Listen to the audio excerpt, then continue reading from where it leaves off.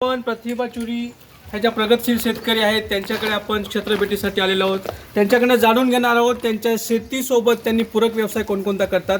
मित्रांनो, या ठिकाणी त्यांच्याकडे कुक्कुटपालनाचा व्यवसाय आहे. या कुक्कुटपालनाच्या माध्यमातून ते कोंबडीचं पालन कसं करतात, अंडी उत्पादन कशी घेतात आणि त्यातून त्यांना नफा कसा होतो, त्यातून पैसे त्यांना कसे मिळतात आणि कोंबडी आणि अंड हे आपल्या आहाराचा एक भाग आहे. त्याच्यातून मिळणारे प्रोटीन्स, त्याच्यातून मिळणारे जीवनसत्व हे आपल्याला लागत असतात आणि संतुलित आहार खाण्यासाठी आपल्याला कोंबडीचा उपयोग होतो की नाही.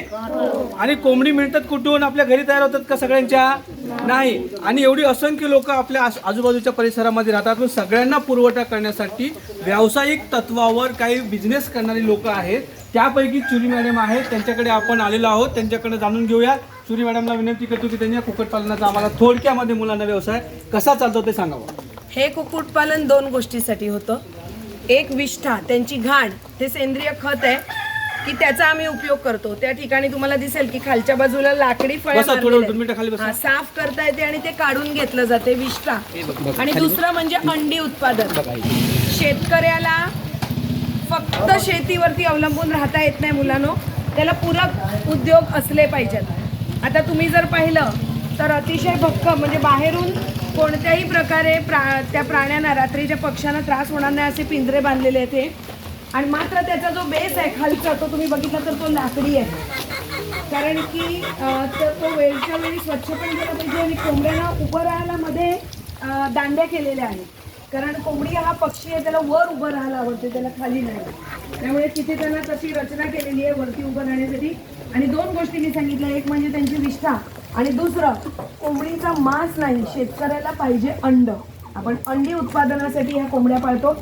गावठी अंड इथे फिरतात कोंबड्या सगळीकडे नैसर्गिकरित्या. एका अंड्याची किंमत 12 रुपये मिळते. आणि साधारण असा विचार केला तर आज किती अंडी दिली? नाही, आज 10 दिली. पण बाहेर विकली तुम्ही किती विकली? 50. मोठ्याने बोला. 50 विकली. 50 अंड्यांचे 600 रुपये आले, बरोबर आहे? 12 पंचन 60, 600 रुपये. तर आठवड्याला 50 अंडी गेली तर 600 रुपये हे त्यांना पूरक आपल्याला म्हणजे पूरक जोडधंदा आपण म्हणतो की वेगळं काही करावं लागत नाही. त्या कोंबड्या नैसर्गिकरित्या फिरतात, पडलेला दाणा वगैरे खातात. या ठिकाणी तुम्हाला दिसेल तिकडे अजून गाई म्हशी सुद्धा पाळल्यात.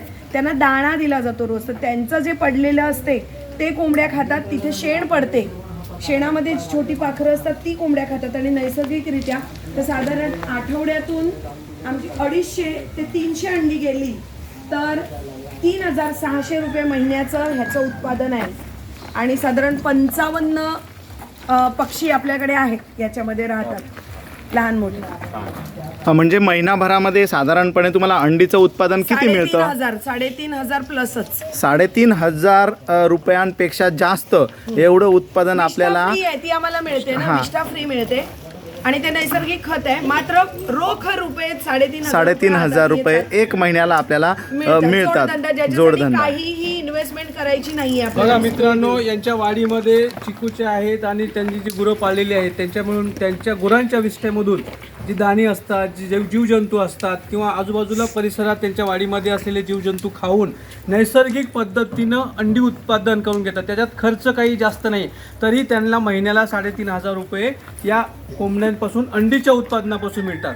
आणि त्या कोंबडीचं मांस असेल त्याचं वेगळं उत्पादन असेल आणि त्याच्यापासून मिळालेला विष्ठा ते चिकूच्या झाडांना टाकतात. आणि चिकूच्या झाडाला सेंद्रिय खत मिळतं त्यातून, त्या विष्ठेतून.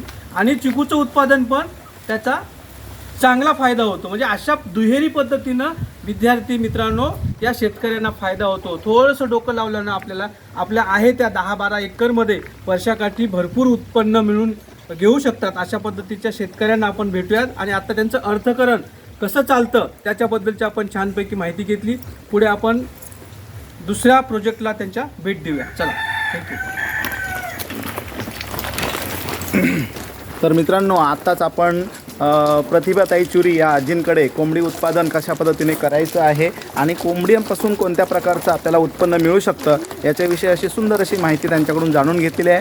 असं आहे त्यांचं घर आणि असं आहे त्यांचं कुटुंब. प्रगतिशील शेतकरी कशा पद्धतीने व्यवसाय करतात आणि कशा पद्धतीने आपला उदरनिर्वाह खूप सुंदर पद्धतीने जगतात, तर अशी ही त्यांची कारकीर्द आपल्या मुलांसाठी नक्कीच प्रेरणादायक असेल. तर सर्वांचे खूप खूप धन्यवाद. आमचे शंकरपाडा शाळेचे विद्यार्थी त्यांचे आभार मानून असे जात आहेत. तर खूप खूप धन्यवाद.